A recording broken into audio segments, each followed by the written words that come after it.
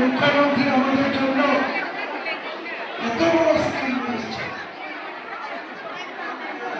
কোনদিন পেয়েছেন নাকি আপনারা? অনেক সরকার দেখেছেন, আপনাদের অ্যাকাউন্টে টাকা কোনদিন পেলেন? প্রধান মুখ্যমন্ত্রী দিচ্ছে, ওনার বক্তব্য আমরা এখন শুনবো।